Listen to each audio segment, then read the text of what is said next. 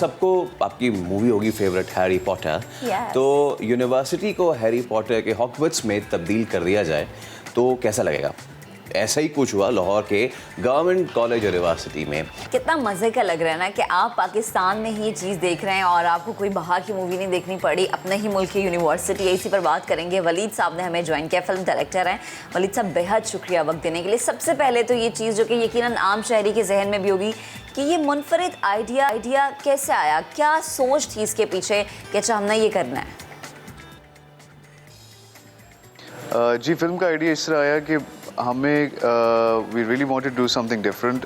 जो fantasy genre है वो पाकिस्तान में उस तरह से नहीं बनाया जाता, उस पर उस तरह से काम नहीं हुआ। तो we really wanted to pursue something different. तो गवर्नमेंट कॉलेज की जो बिल्डिंग थी उससे हमेशा एक हॉगवर्ट्स की जो इंस्पिरेशन है वो आती थी, वाइब आती थी। और बाकी at that time we were studying here, तो हमने 2017 में इसको प्रोड्यूस करना शुरू किया विद वेरी लिमिटेड रिसोर्सेज। ज़्यादा हमारे पास जो है वो बजट इसका नहीं था, तो we actually did everything from our own pocket money. और जितने रिसोर्सेज थे उसके साथ हमने फ़िल्म को प्रोड्यूस किया। फ़िल्म की शूटिंग में 6 to 7 months जो थे वो लगे। और इसके visual effects took a lot of time. उसमें 1 साल हमें लगा। Then we made the film. और स्क्रीनिंग जैसे ही हम लोग शुरू कर रहे थे तो कोविड आ गया और उसके बाद we had to stop. But now we have return. और ऑडियंस का जो फीडबैक है it's really positive, really amazing. People are enjoying it so far, तो वेरी हैप्पी विद इट। अच्छा वलीद, प्रोजेक्ट कब शुरू किया गया और क्या क्या आपको डिफ़िकल्टीज का सामना करना पड़ा? जी, प्रोजेक्ट हमने शुरू किया, इसको शूट करना शुरू किया 2017 में और इसकी शूटिंग चली 2018 अप्रैल तक। और जो सबसे बड़ा मेरा ख्याल है प्रॉब्लम था वो हमारे लिए फैंटेसी जॉनर को प्रोड्यूस करना इज़ वेरी डिफ़िकल्ट, क्योंकि उसके अंदर आपको विजुअल इफ़ेक्ट्स, कैरेक्टर बिल्डिंग, इसके अलावा और कुछ टेक्निकल चीज़ें जिनका ख्याल करना पड़ता है। तो production related issues were there. Visual effects के बहुत सारे इश्यूज़ थे, क्योंकि आप लाहौर के अंदर गवर्नमेंट कॉलेज की बिल्डिंग को सराउंड कर रहे हैं पहाड़ों के साथ। तो वो एक उस तरह का एनवायरनमेंट देना was a very difficult task for us. लेकिन at the end of the day मेरा ख्याल है कि वो सब अच्छा हो गया। ठीक। अच्छा वली, जैसे आपने कहा ना रिसोर्सेज बहुत ज़्यादा कम थे और फिर आपकी अपनी ही पॉकेट मनी इस पे लगी। मुझे बताएं कौन कौन सी ऐसी जगहें थी जिन पर शूट किया गया, किस किस ने इसमें एक्टिंग की, कि यूनिवर्सिटी के अंदर के ही लोग थे या बाहर, जैसा कि डिफरेंट यूनिवर्सिटीज़ में ड्रामेटिक सोसाइटीज़ होती हैं, वहाँ से लोगों को लिया गया? जी, फिल्म की सारी शूटिंग गवर्नमेंट कॉलेज यूनिवर्सिटी में की गई है। गवर्नमेंट कॉलेज की जो रूफ़ है वो यूज़ हुई है, क्लासेस यूज़ हुई हैं, कॉरिडोर्स यूज़ हुए हैं। ओवल ग्राउंड जो यूनिवर्सिटी का बहुत मशहूर है वहाँ पे शूटिंग हुई है। और इसमें जितने कास्ट के लोग थे वो सारे गवर्नमेंट कॉलेज यूनिवर्सिटी के स्टूडेंट्स ही थे एट दैट टाइम। और उनको हमने स्टोरी के साथ इस तरह से कनेक्ट किया है। They represent a single house in the film, house of Gryffindor, house of Slytherin, जिस तरह हॉगवर्ट्स के अंदर, हैरी पॉटर की फिल्म्स के अंदर आपने देखा। तो उसी के साथ हमने इसको कनेक्ट रखा, बट कीपिंग इन माइंड कि it's a fan made film. इसका ओरिजिनल हैरी पॉटर की सीरीज़ के साथ जो है वो कोई ताल्लुक़ नहीं है। We just wanted to show something जो उसी थीम पर बेस करती है, उसी तरह का फ्लेवर हो उसके अंदर। और या दैट वाज द पर्पस। जैसे कि आपने ख़ुद भी कहा कि एक तरफ हाउस ऑफ स्लिदरिन्स और दूसरी तरफ हॉगवर्ट्स पूरी यूनिवर्सिटी कैंपस को बनाना, तो कितना मुश्किल था ये? जी, मुश्किलात गवर्नमेंट कॉलेज यूनिवर्सिटी, मैंने जैसे बताया कि it's surrounded with old Lahore. पीछे आपको काफ़ी सारे प्रॉब्लम्स आते हैं। इधर मेट्रो भी है, फिर पोल्स हैं, तारे हैं, so many things to cover. और उसके अंदर आपको वो सारी चीज़ें मैनेज करना विजुअल इफ़ेक्ट्स में ख़ास तौर पे वाज वेरी डिफ़िकल्ट। शूटिंग बहुत मुश्किल थी क्योंकि गर्मियों का भी सीज़न आ गया था और कुछ फिल्म के जो सीन थे वो गर्मियों के अंदर शूट हुए थे, तो कास्ट ने डबल कॉस्ट्यूम्स पहन के शूट किया था। वो भी एक it was a big problem. लेकिन मेरा ख्याल है at the end of the day it was all a team work and we went through to it. ठीक। अच्छा वलीद, अगेन जैसे हम बात करते हैं ना कि अपनी पॉकेट मनी से कोई चीज़ करना, तो पॉकेट मनी बहुत कम होती है। एक्सपेंसेस की अगर मैं बात करूं तो टोटल एक्सपेंस कितना था? जी, बजट कहाँ मैं एक्सपोज करूँ, but everything that we did was from our own pocket money. We have lost track of budget now. अच्छा वलीद, पहली फिल्म तो आपकी सक्सेसफुल हो गई है. What's next in the door? जी देखिए, फिल्म की कामयाबी जो है वो it's really pleasing for me, for my entire team. We very happy कि ऑडियंस जो है वो इन्जॉय कर रही है. People from different colleges, universities, everybody is liking it. लेकिन मेरा ख्याल है कि जो सिनेमाज हैं या जो बड़े प्रोड्यूसर्स हैं उनको सपोर्ट करना चाहिए यंग टैलेंट को. इसको बाकी यूनिवर्सिटीज़ में स्क्रीन करवाना चाहिए और जगहों पे लेके जाना चाहिए to showcase the work, to showcase the talent, क्योंकि उसी से फिर आप नई चीज़ों को लेके आ सकते हैं, दिखा सकते हैं. Because things are changing. अगर आप वेस्ट को देखें, इंडिया को देखें, even they are stepping up their content. तो it's high time that we do that as well. ठीक है. अच्छा वलीद, लास्ट में बताएगा, आप खुद गवर्नमेंट कॉलेज के स्टूडेंट रह चुके हैं, तो पास आउट तो हो चुके, अभी आजकल क्या मसरूफियात है, कौन कौन से ऐसे प्रोजेक्ट हैं जिन पर आप काम कर रहे हैं? जी मैं professionally I am running a private production company name Khayali production, और इसको हमने शुरू किया था 2015 में. तो in Khayali production we are already doing producing documentaries, short films, documentaries on very sensitive topics. तो apart from that, I would continue making films, और I'll make sure कि हम ऐसी चीज़ें करें जो ज़रा different हों, जिनके अंदर audience mesmerize हो सके, उस चीज़ को feel कर सके, connect कर सके, because it's high time that we produce that sort of content. Mirpur university of science and technology के तालिब इल्मों ने किया है कारनामा. पाकिस्तान की पहली सेल्फ ड्राइविंग स्मार्ट व्हीकल तैयार कर ली है. और बगैर ड्राइवर के सामान की तरसील अब होगी. सनती नुमाइश में स्मार्ट लोडर की नुमाइश हुई तो शुरका ने से खूब सराहा. क्या क्या कमेंट्स थे, ये रिजवान अकरम की रिपोर्ट में आपको दिखाते हैं, फिर इस पे बात करेंगे. हम किसी से कम नहीं, ये साबित किया है Mirpur university of science and technology के तलबा ने. बगैर ड्राइवर के चलने वाली गाड़ी तैयार कर ली. सेल्फ ड्राइव लोडर का सनती नुमाइश में अमली मुजाहिरा किया गया. प्रोजेक्ट के सरबराह कहते हैं गाड़ी तैयार करने में 4 बरस लगे. गवर्नमेंट ऑफ पाकिस्तान का एक प्रोजेक्ट था जो हमें दिया गया था 14.5 मिलियन का, कि हमने पाकिस्तान की पहली सेल्फ ड्राइविंग स्मार्ट व्हीकल बनानी है, जिसका मकसद ये था कि ये इंडस्ट्री के लिए सामान एक जगह दूसरी जगह ले जा सके विदाउट ह्यूमन ड्राइवर. अब ये इसकी जो टोटल लागत है वो है हमारे पास 1.3 मिलियन, और इसकी जो ओवरऑल जो फंक्शनैलिटी है वो आउटस्टैंडिंग है. पाकिस्तान में ये फर्स्ट टाइम टेक्नोलॉजी यहाँ पर लॉन्च की गई है. ओवरऑल पूरी दुनिया इस पर काम कर रही है. पाकिस्तान में सेल्फ लोडर मशीन पहली बार तैयार की गई है. इसे सेंसर्स की मदद से कंट्रोल किया जाता है. Mirpur university of science and technology की सनती नुमाइश में रखे गए मॉडल्स और तलबा के आइडियाज को देखकर लगता है कि पाकिस्तानी नौजवान बहुत कुछ कर सकते हैं. अब इस पर बात करेंगे. डायरेक्टर और एक हमारे साथ मौजूद हैं, डॉक्टर फैसल रियाज साहब. डॉक्टर साहब, thank you so much for your time. हमें बताएं कि क्या थॉट प्रोसेस है इसके पीछे. Thank you very much. First of all, I have to say thanks to Sama that they have given us chance to explain the technology. अल्लाह के फजल से 4 साल पहले गवर्नमेंट ऑफ पाकिस्तान ने हमें एक प्रोजेक्ट दिया था सेल्फ ड्राइविंग व्हीकल्स टेक्नोलॉजी बनाने के लिए पाकिस्तान में, क्योंकि पूरी दुनिया जो है वो सेल्फ ड्राइविंग व्हीकल्स की टेक्नोलॉजी की तरफ जा रही है. जैसे कि टेस्ला है, एप्पल है और माइक्रोसॉफ्ट वाले हैं, वो भी कोशिश कर रहे हैं कि वो सेल्फ ड्राइविंग व्हीकल्स टेक्नोलॉजी में काम करें. तो 4 years ago हमें ये प्रोजेक्ट मिला 14.5 मिलियन का, और अल्हम्दुलिल्लाह हमने पाकिस्तान की first self driving logistic vehicle तैयार की है जो कि इंडस्ट्री रेवोल्यूशन 4 में इस्तेमाल होगी. इसका जो मेन पर्पज़ है कि ये 350 किलो तक का वज़न उठा सकती है विदाउट एनी ह्यूमन इंटरवेंशन, और ये आपके विद इन सी पैक और आपके जो वेयर हाउसेज हैं, आपके जो एयरपोर्ट्स हैं, आपके जो लास्ट माइल सोल्यूशंस हैं, वहाँ पर ये इस्तेमाल हो सकती है. अच्छा रियाज साहब, स्मार्ट लोडर की तैयारी कब शुरू होगी? सालाना ऐसे कितनी व्हीकल तैयार की जा सकेंगी? जी अभी हम जो नेक्स्ट फेज़ में काम करें इंशाल्लाह ताला हम इसको 15 से 20 जो है वो लॉजिस्टिक व्हीकल्स पर ईयर हम तैयार कर सकते हैं. हमने इसके लिए फर्दर जो है वो फंडिंग जो है वो अप्लाई भी की हुई, और गवर्नमेंट ऑफ पाकिस्तान से हम उम्मीद रखते हैं कि जो प्राइम मिनिस्टर हैं इमरान खान साहब वो इस तरफ स्पेशली तवज्जो देंगे, और हम चाह रहे हैं कि हम एक सेंटर ऑफ एक्सीलेंस बनाएं यहाँ पे Mirpur university of science and technology में, कि हम फर्दर फ्यूचर में यहाँ पर जो नेक्स्ट जनरेशन साइंटिस्ट है वो यहाँ पे प्रोड्यूस कर सके, क्योंकि पूरी दुनिया में ऐसे साइंटिस्ट बहुत कम पाए जाते हैं जो कि सेल्फ ड्राइविंग व्हीकल टेक्नोलॉजी में काम कर रहे हैं। तो ये हम 15 से 20 जमों पर ईयर हम तैयार कर सकते हैं। अच्छा, ये बताएं कि जो हमारा सनती शोबा है और जो ज़राअत के शोबे से इस आपके प्रोजेक्ट से क्या क्या फ़ायदे हो सकते हैं?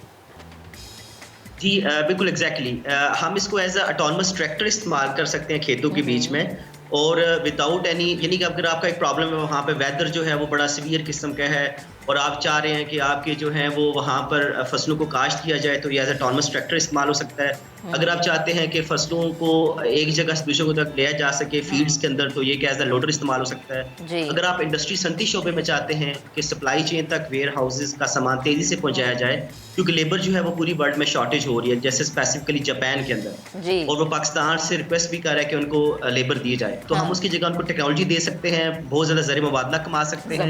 तो ये जो हमारे पास ऑटोनमस टेक्नोलॉजी है ये बहुत ज़्यादा यूजफुल है पाकिस्तान में ज़रिए मुबादला लाने के लिए। ठीक है, लास्ट में क्विकली एक सवाल का जवाब दे दें कि लागत कितनी आएगी? जी ओवरऑल 1.3 मिलियन की ये एक सेल्फ ड्राइविंग व्हीकल जो है वो तैयार हो जाती है, और हम इसकी कास्ट को मिनिमाइज भी कर सकते हैं। हम टेस्ला से बेटर जो है वो टेक्नोलॉजी में तो अभी हम कोशिश करें और बेटर हों, लेकिन जो उससे हम कास्ट इफेक्टिव सोल्यूशन दिया वो उससे हम बहुत अच्छे हैं। टेस्ला जो है वो बहुत एक्सपेंसिव किस्म की जो है वो सोल्यूशन प्रोवाइड कर रहा है, लेकिन जो हमारी जो कार लैब है जो कि national centre for robotics and automation के साथ मिलकर काम कर रही है, इसने एक चीप जो है वो सोल्यूशन प्रोवाइड किया है। ठीक है, और ये अगर बल्क में बनती है तो लागत में कमी हो सकती है? जी एग्जैक्टली हम इसमें 1.3 मिलियन में इसको प्रोड्यूस कर सकते हैं। ठीक है, बेहद शुक्रिया फैसल, हमारे साथ मौजूद थे, गुफ्तगू कर रहे थे, और तरक्की की जितनी जितनी सीढ़ियाँ आप चढ़ते रहते हैं ना, उतना ही फ़ख्र आप खुद पे महसूस करते हैं।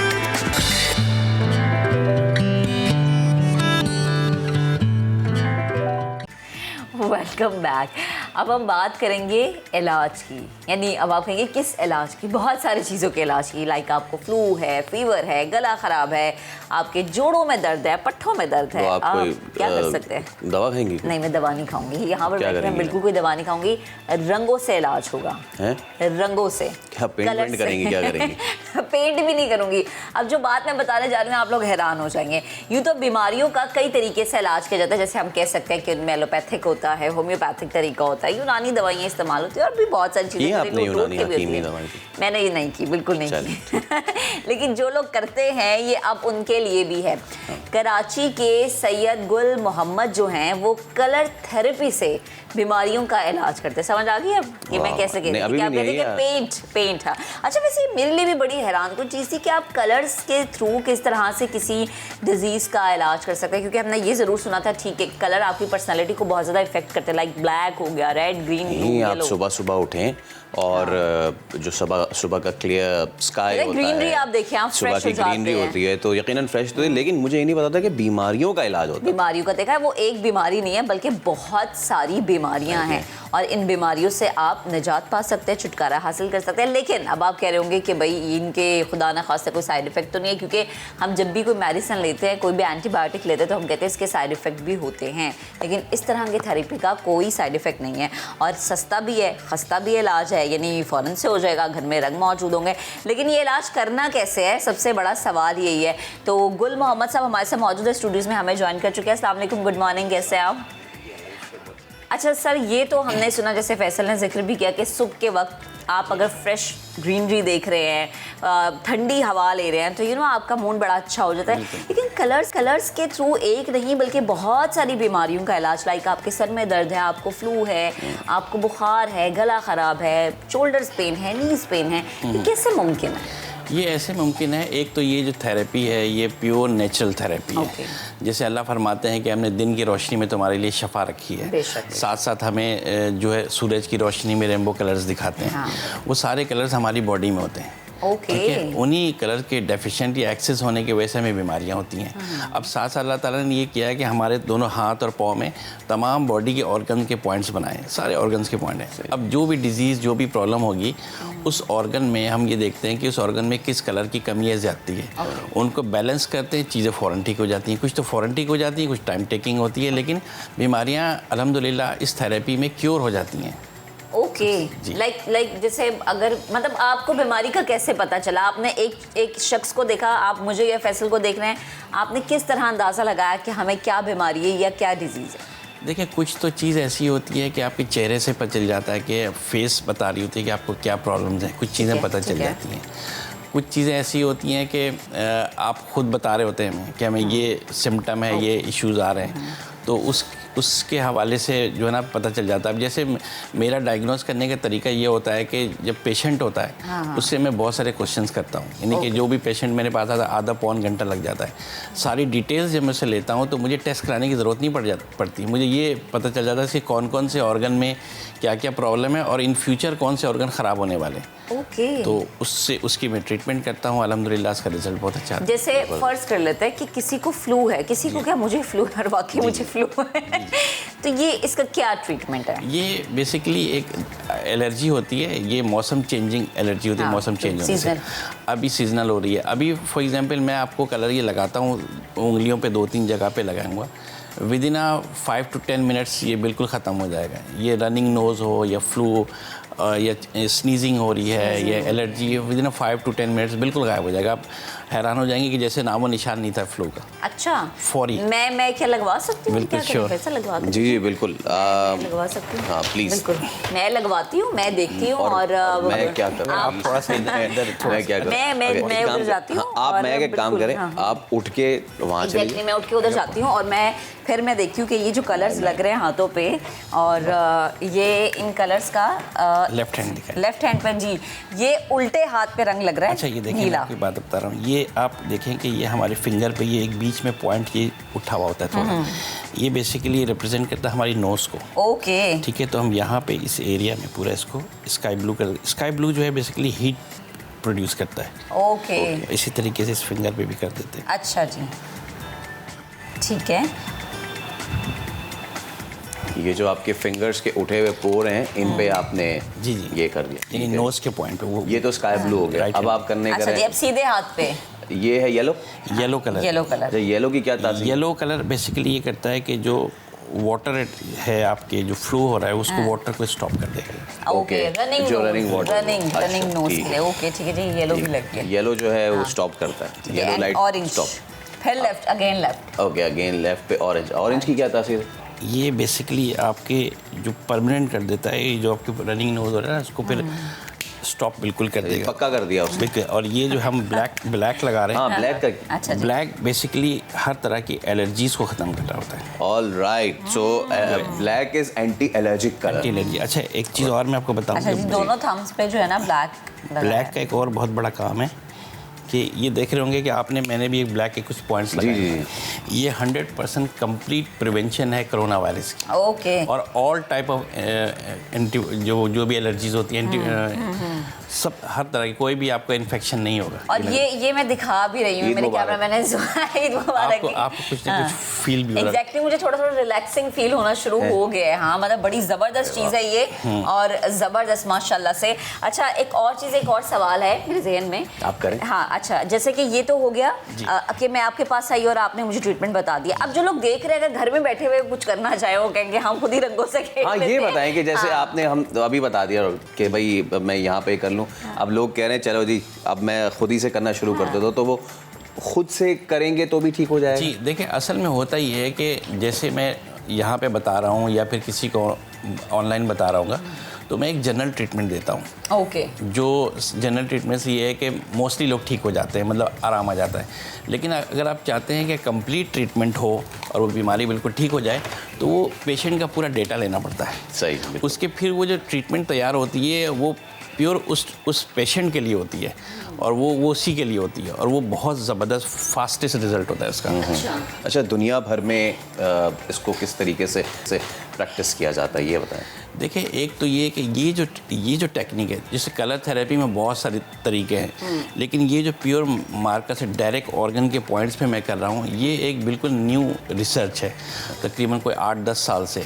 और दुनिया में बहुत कम, रेयर कोई 10-15 लोग होंगे जो ये कर रहे हैं, उनमें से मैं भी एक शामिल हूँ, और मैं उस रिसर्च का एक पार्ट हूँ। ज़बरदस्त। और पूरे पाकिस्तान में आप अकेले? मैं अकेला हूँ। मैं भी बाहर था, मलेशिया में था। वहाँ से कोई 12 कंट्री से लोग मेरे पास आते थे या ऑनलाइन इलाज कराते, अभी भी करते हैं, अब सब ऑनलाइन कर रहे हैं। केएल में। अच्छा एक सेकंड, ऑनलाइन इलाज कैसे है? लाइक आप मेरे तो भी हाथों पे आपने वो लगाया ना, ऑनलाइन कैसे? ऑनलाइन ऐसे है कि आप जैसे व्हाट्सएप पे मुझे पूरी डिटेल्स अपनी बताते हैं कि आपको जो जो इश्यूज़ हैं, और फिर जो मुझे मज़ीद क्वेश्चन करने होते हैं आपकी बीमारी के हवाले से, वो मैं पूछता हूँ। फिर मैं कलर चार्ट बनाता हूँ। अच्छा। वो सारे फिंगर के पॉइंट्स लगे हुए होते हैं, वो कलर चार्ट मैं आपको व्हाट्सअप करूँगा, और कलर्स या तो आप ले लेंगे या मैं आपको कोरियर कर दूँगा, बाहर है तो लोग ले लेते हैं। ओके। तो उन्हीं पॉइंट्स पे आप कलर लगाएंगे और मुझे व्हाट्सअप करके बताएंगे ये मैंने लगाया, जो भी गलती होगी मैं आपको गाइड कर दूँगा। अच्छा एक और चीज़ मुझे बताएं कि किसी भी इलाज को सीखने के लिए आप क्या करते हैं?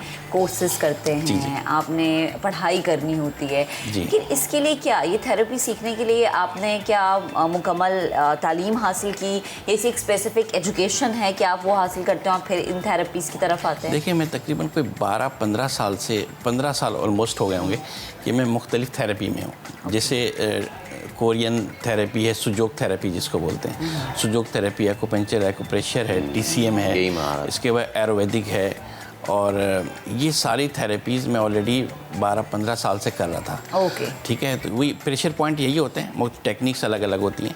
तो जब से ये हमने रिसर्च इसके ऊपर आए हैं और कलर थेरेपी पे, तो ये इस वक्त सिर्फ इस एक्यूपंक्चर एक्यूप्रेशर नहीं, दुनिया के जितनी भी तरीके इलाज है, एलोपैथिक, होम्योपैथिक, कोई भी हो, इन सब इलाज से फास्टेस्ट है। अभी जैसे मैंने आपको लगाया, आप मुझे बताएं कि कौन सा इलाज है जितना फास्टेस्ट आप ठीक हो जाएं। अब मेरे ख्याल में आप 30-40% ठीक हो चुकी होंगी। हाँ, मुझे बहुत रिलैक्स में है ना। अब विदिन 10 मिनट्स बिल्कुल नामो निशान नहीं होगा फ्लू का। अच्छा जैसे कि आपने कहा कि पॉइंट्स, ऑब्वियसली जो प्रेशर पॉइंट्स होते हैं जी, तो उसमें पाकिस्तान में बड़ा बूम आया था एक्यूपंक्चर का। जी जी। और वो I guess it's Chinese therapy. हाँ, तो वो जो सुइयाँ होती हैं वो आप ऐसी जगह पे करते हैं कि उससे उसका डायरेक्ट लिंक जो है वो दिमाग से होता है। ख़ासतौर पे तलवे जो हो गए वहाँ पे आपने लगा दिया मुख्तलिफ। अच्छा ये एक्यूपंक्चर से कितना डिफरेंट है? लाइक अब काम तो उस बेस वही है, बेस आपके वही प्रेशर पॉइंट्स हैं, but the way to deal with the problem is different. वो नीडल से आप कलर पे आ गए। जी,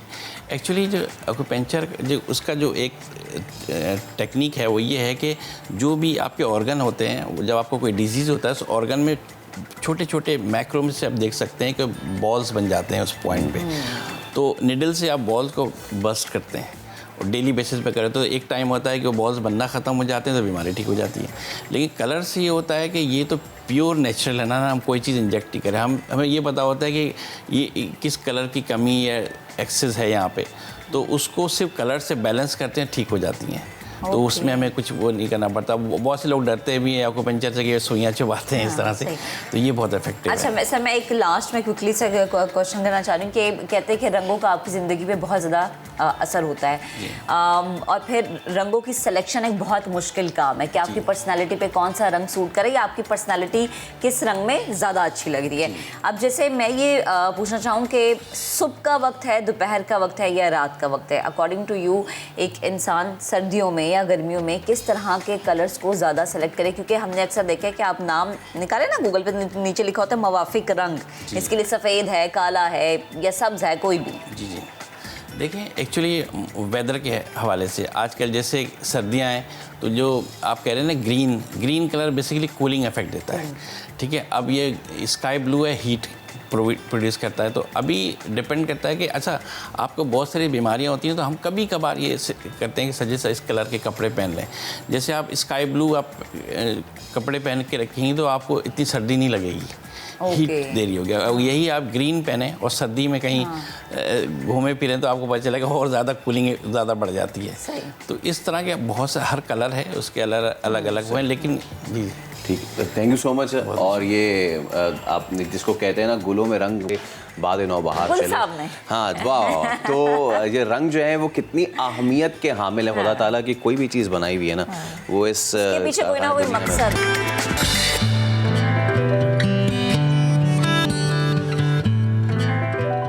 तंजीम हाइव की बात करते हैं, जिसका मुआशरे से इंतहा पसंदी के जो खात्मे का जो मिशन है ना वो बहुत ज़्यादा ज़बरदस्त है। कायद आज़म का होलोग्राम बनाते हैं और कायद आज़म की तकारीर चलाते हैं ताकि लोगों में बर्दाश्त के रवैये को उजागर किया जा सके। हाइव के किरदार को आलमी सतह पर सराहा गया है।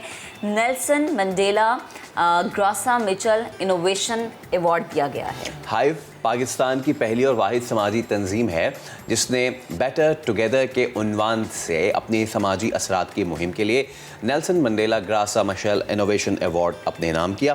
पाकिस्तानी तंजीम ने इस मुहिम में बानी पाकिस्तान क़ायद-ए-आज़म मोहम्मद अली जिन्ना के लाइफ साइज होलोग्राम का इस्तेमाल किया है और इस मुहिम में क़ायद-ए-आज़म की ऐसी तकारीर इस्तेमाल की जो मजहबी हम आहंगी को फ़रोग़ देती हैं, नज़्म व ज़ब्त और तंजीम को उजागर करती हैं, बर्दाश्त, रवादारी और मुनज़्ज़म व मुत्तहिद पाकिस्तान की वकालत करती हैं। इसके अलावा वुमेन एम्पावरमेंट और प्लूरलिज़म यानी इज्तमाइयत पे भी बहुत ज़्यादा फोकस रखते हैं। तो इसी पे हम बात करते हैं। हमारे साथ मौजूद हैं हसन रज़ा साहब जो कि प्रोग्राम मैनेजर हैं हाइव के। हसन, अस्सलाम वालेकुम, बहुत शुक्रिया नए दिन को वक्त देने के लिए। सबसे पहले तो बहुत बहुत मुबारक हो, एक बहुत ही प्रेस्टीजियस अवार्ड है ये जो कि आप लोगों ने हासिल किया है और पाकिस्तान के नाम किया है। बताइएगा कि इस सारी एक्टिविटी का मकसद क्या था, क्या सोच के आप लोगों ने ये शुरू किया? जी अस्सलाम वालेकुम, बहुत शुक्रिया आप लोगों का कि आपने हमारी इस अचीवमेंट को सराहा और हमें अपना मौक़िफ़ बयान करने के लिए आज इनवाइट किया। तो सर ऐसा है कि जो जिनकी पैदाइश लेट 80s में है, जिन पाकिस्तानियों की लेट 80s में या अर्ली 90s में, तो जब वो बेसिकली अपनी टीन एज का या जवानी का जब अपना टाइम गुजार रहे थे तो पाकिस्तान उस वक्त बहुत ही नाजुक सूरत हाल से गुजर रहा था। 2007 से हम बात करें, 2007 से लेकर 2017 तक तो बहुत ही टफ़ टाइम हमने बहैसियत कौम देखा है। आए दिन धमाके हो रहे हैं, टारगेट किलिंग हो रही है, लोगों को चुन चुन के टारगेट करके मारा जा रहा है, तो बहुत ही डिप्रेस टाइम से हम गुजर रहे थे। तो सोशल साइकोलॉजी में एक टर्म होती है जिसको हम कहते हैं क्रेडिबल मैसेंजर इफेक्ट। तो हम लोगों ने सोचा कि जिन वजूहात की बिना पर इतनी इंतहा पसंदी बढ़ रही है, दहशतगर्दी बढ़ रही है, लोगों को कभी बुनियाद पे कभी मसलक की, कभी फ़िरकावारियत की, कभी सियासी वजूहात की वजह से लोगों पे नफ़रत बढ़े जा रही है, उनको मारा जा रहा है, तो क्यों ना क्रेडिबल मैसेंजर की साइकोलॉजी को यूज़ करते हुए और होलोग्राम की टेक्नोलॉजी को यूज़ करते हुए क़ायद-ए-आज़म मोहम्मद अली जिन्ना को एक बार फिर पाकिस्तान में लेकर आया जाए ताकि वो पाकिस्तान में आकर अपने लोगों से बात करें और लोगों को भी लगे कि बानी पाकिस्तान खुद आके हमसे बात कर रहे हैं। तो हमने ये पहली स्क्रीनिंग 2018 में की कसूर शहर में। अच्छा। और इसका जो रिस्पॉन्स रहा वो माशाल्लाह बहुत अच्छा रहा और उसी के बदले फिर हम इसके कसूर के बाद 4 से 5 शहरों में और कर चुके हैं। अच्छा। और इंशाल्लाह 25 दिसंबर को जैसे कि आप जानते हैं क़ायद-ए-आज़म मोहम्मद अली जिन्ना की बर्थडे है और उसी दिन क्रिसमस भी होती है, तो हम दोनों इवेंट्स को साथ मिला के इस्लामाबाद में अफनान पार्क में इंशाल्लाह ये हम एक बार फिर इस्लामाबाद में करने जाएंगे। ठीक है, इस तरह का जब माहौल हम देख रहे हैं कि लोग बिखरे हुए हैं और हर किसी को अपनी अपनी पड़ी हुई है, उसमें आप पाकिस्तान की बेहतरी के लिए लोगों को मुत्तहद करने की कोशिश करें। बेहद शुक्रिया वक्त देने के लिए, गुफ्तगू करने के लिए। आगे बढ़ते हैं। सियासत में शरीफों का जिक्र तो आपने बहुत सुना होगा, लेकिन कराची से शयान सलीम आपको शरीफे की कहानी सुना रहे हैं। अभी शरीफा क्या है, रिपोर्ट देखिए। पाकिस्तान में हर तरह के मौसमी फल दस्तयाब होते हैं जो अपने जायके में उम्दा होते हैं। कहीं का आम, कहीं का सेब, इसी तरह दीगर फल अपने शहर या इलाके की वजह से पहचाने जाते हैं। मगर क्या आप यकीन करेंगे, एक फल ऐसा भी है जो सिर्फ और सिर्फ कराची में पैदा होता है। वो फल कौन सा है, इस रिपोर्ट में जानते हैं। सब्ज रंग का ये छोटा सा फल कराची की सौगात है। मुनफरिद शक्लो सूरत के हामिल इस फल को उर्दू में शरीफा, सिंधी में सीताफल और अंग्रेजी में कस्टर्ड एप्पल कहा जाता है। मलीर मेमन गोट में 70 से 80 बागात पाकिस्तान भर में ये समर हासिल करने का जरिया है, क्योंकि कराची का मोतदल मौसम ही इस नर्म और नाजुक फल के लिए मौजू है। दादा अबू के दौर में आया था, किसी दोस्त की तरफ गिफ्ट हो के गया था हिंदुस्तान से बीज, फिर एक दोस्त ने बंदे ने यहाँ पे लगाया, वहाँ से उन लोगों ने सब शिफ्ट किया, फिर हर किसी को गिफ्ट देकर ऐसे बढ़ाए मलीर में। इनके अंदर जो है पानी ऊपर है और यहाँ पहाड़ी एरिया में पानी नीचे है, इसलिए ये फल उठाता है।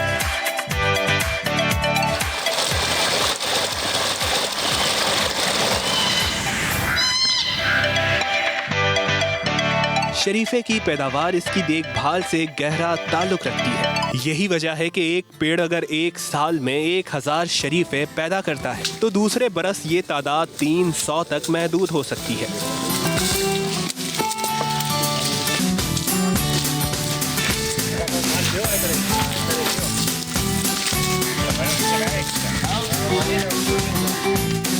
काश्तकारों के मुताबिक इसकी बड़ी वजह इसकी हसासियत है।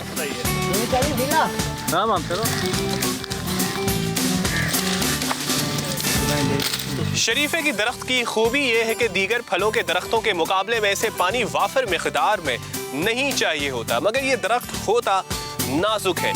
शदीद गर्मी तो बर्दाश्त कर लेगा, मगर शिद्दत की सर्दी इसके लिए नुकसानदेह है और ये सूख कर मर जाएगा, फल कभी नहीं देगा। ये समुद्र नज़दीक है, शबनम गिरती है, हवा ठंडी चलती है, इसी को सर्दी नहीं चाहिए, बड़ी गर्मी भी नहीं चाहिए। समुद्र नज़दीक है तो गर्मी कम है, इसी वजह से इधर अच्छा होता है। अगर इसको आप पानी 6 महीना मुसलसल देते हो तो ये फल नहीं पकड़ेगा। का पानी जनवरी में हम बंद कर देंगे, फिर छठे महीने या जून का महीना जैसे आता है 10-15 तारीख को हम उसको पानी देते हैं, वैसे सूख जाता है। आप ऐसे देखोगे कि ये जंगल बना हुआ है, इसको काटते क्यों नहीं हो, बिल्कुल पत्ते गिर जाते हैं। उसके बाद जैसे पानी देते हैं तो पानी के बाद ही ये आस्ते आस्ते पत्ते भी होते हैं, उसमें फूल भी आता है, फिर फूल के बाद फिर छोटे छोटे शरीफे होके फिर बढ़ जाते हैं। पंजाब और बलूचिस्तान में भी शरीफा काश्त करने की कोशिश की गई, जो मौसमों की शिद्दत के बायस कामयाब नहीं हो सकी। शरीफे के दरख्तों पर फूल तो आ गए मगर फल नहीं।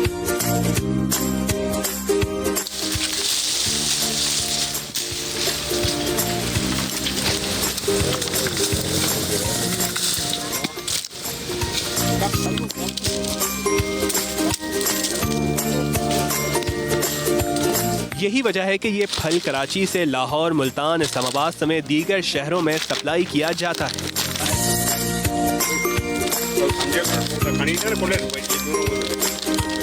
इसकी आंख बंद है, ठीक है, आंख खुला वाला इसका हम कहते हैं, इसकी आंख खुली हुई है। जो मजदूर लेबर होती है उसको सबको पता होता है कि ये तैयार दाना है, इसको तोड़ना है या कच्चे को नहीं तोड़ना है। ये अभी सर्दी की लहर आई है ना, आस्ते आस्ते ये सारे फट जाएंगे, ये भी हमारे लिए नुकसान है।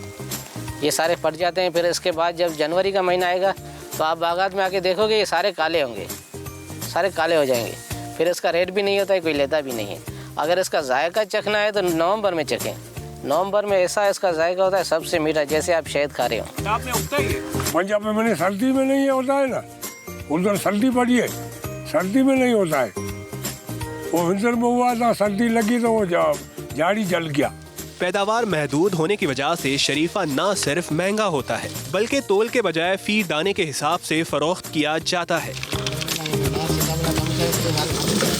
बज़ाहिर खुरदरा नजर आने वाला शरीफा अंदर से इंतहाई नरम और शीरीं होता है। तिब्बी माहिरीन शरीफे को इंसानी सेहत के लिए जादुई फल करार देते हैं।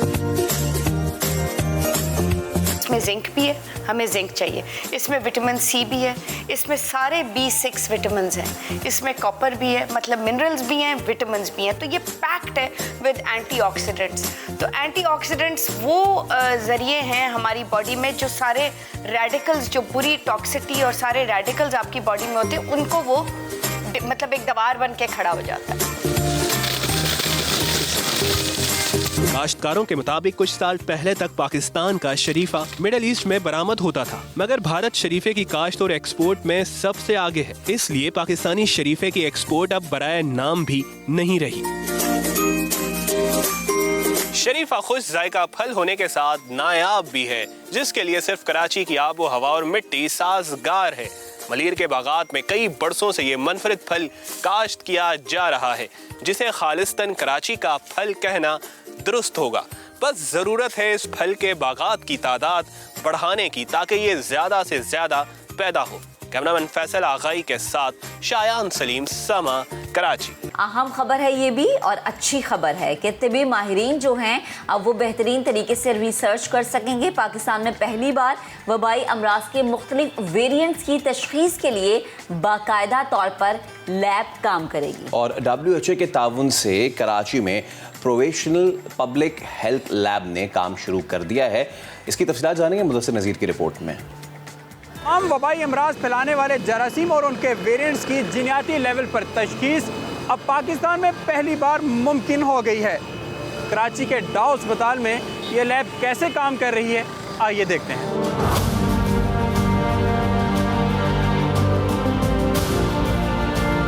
कोविड की मुख्तलिफ वेरिएंट्स की तशखीस के लिए जब पाकिस्तान अहल नहीं था तो बरतानिया ने पाकिस्तान को रेड लिस्ट में डाल दिया था। मगर अब ऐसा नहीं होगा क्योंकि provincial public health laboratory Sindh में ये सहूलत मौजूद है कि तमाम वेरिएंट्स की तशखीस की जा सके। यहाँ के सरबराह डॉक्टर सईद खान से हम जानते हैं कि यहाँ पर किन किन वेरिएंट्स की तशखीस मुमकिन है।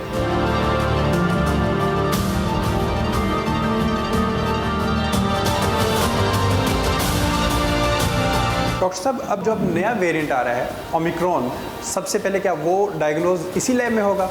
हम बिल्कुल तैयार हैं। यकीनन अगर हमारे पास सैंपल्स आते हैं तो हम बिल्कुल ये फैसिलिटी इसी काम के लिए है कि हम बर वक्त तशखीस करें और इंशाल्लाह हम कोशिश कर रहे हैं। ऑलरेडी हमने स्क्रीनिंग शुरू कर दी है और अल्लाह करे कि पाकिस्तान में ना आए, लेकिन अगर आता है तो हम बिल्कुल तैयार बैठे हुए हैं। हमारे पास सीक्वेंसिंग फैसिलिटी मौजूद है या NGS फैसिलिटी जो हाई टेक टेक्नोलॉजी है, जिसके ज़रिए हम मुख्तलिफ जरासीम, वायरसेस, बैक्टीरिया उनके जीनोम पे रिसर्च कर सकते हैं और जिन्याती लेवल पे मुख्तलिफ वेरिएंट्स का डिटेक्शन कर सकते हैं। जिस तरह रिसेंटली स्टोरी चल रही है ओमिक्रॉन की, या इससे पहले डेल्टा वेरिएंट और भी बहुत सारे वेरिएंट आ चुके हैं और मज़ीद आएंगे। डॉक्टर साहब, ओमिक्रॉन दीगर वेरिएंट से कितना ख़तरनाक वेरिएंट है? ये मुदाफ़ती निज़ाम को धोखा देने में या इसको डिसीव करने में बड़ा माहिर एक वेरिएंट है। उसके साथ ऐसे जिन्याती तब्दीलियाँ, इसमें तकरीबन 50 के लगभग म्यूटेशंस हैं। पिछले वेरिएंट में इतनी म्यूटेशंस नहीं थी। 30 वेरिएंट सिर्फ स्पाइक रीजन में, जो बहुत इंपॉर्टेंट रीजन है वैक्सीन के लिए, वैक्सीन टारगेट के लिए। तो अगर वहाँ पे 30 म्यूटेशन हो चुकी है तो इससे अंदाज़ा लगा सकते हैं कि जो पिछले जो वैक्सीन्स हैं उसका इफ़ेक्ट इस पर कम हो सकता है। अभी ये मुसद्दिका नहीं है, लेकिन चांसेस यही हैं कि ये वैक्सीनेशन को भी डिसीव कर सकता है। तो हमें चाहिए कि ज़्यादा से ज़्यादा SOPs पे अमल करें और जिन लोगों की वैक्सीन नहीं लगी उसको जल्द से जल्द वैक्सीनेशन कंप्लीट कर लें।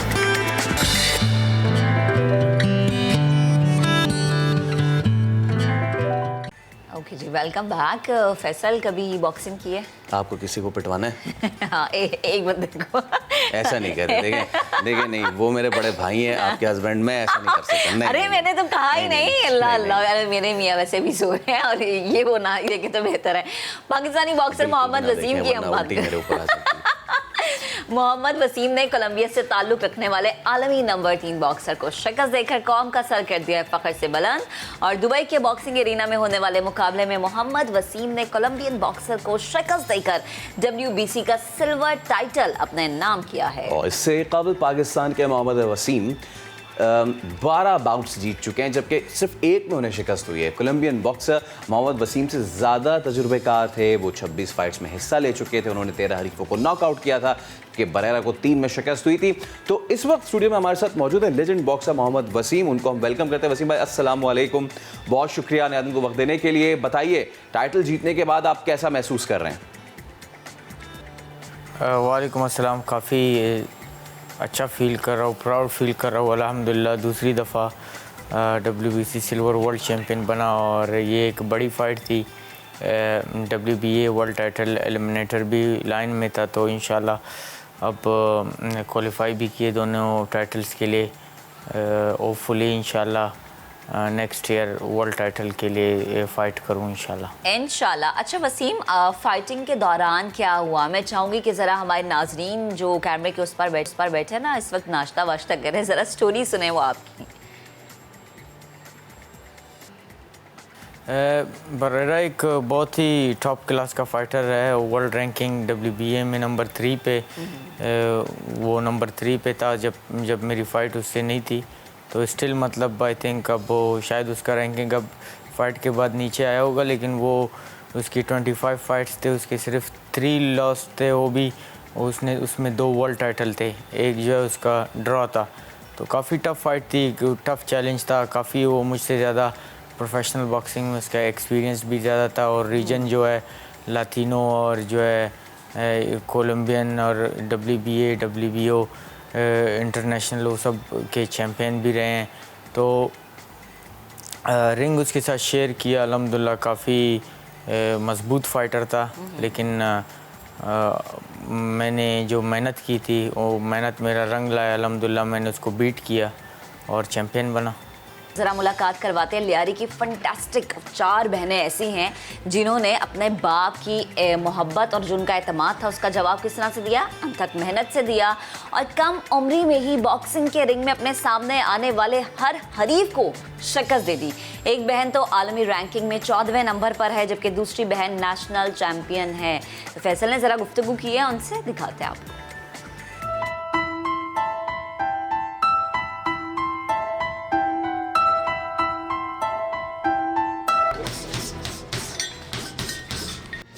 ये छोटी सी 80 गज से भी कम की जगह एक नहीं दो नहीं न जाने कितने चैंपियंस को ट्रेन कर रही है। हम मौजूद हैं लियारी में और लियारी की ये 4 बहनें हैं, इनके वालिद हैं, 2 भाई हैं और आज हम आपको दिखाएंगे कि इस छोटी सी जगह में रहते हुए भी कैसे एक बहन वर्ल्ड नंबर 14 बन जाती है और बाकी भी नेशनल और डोमेस्टिक लेवल पे अपने वालिद का, अपना और अपने मुल्क का नाम रोशन कर रही है। सो फिर लेट्स फाइट।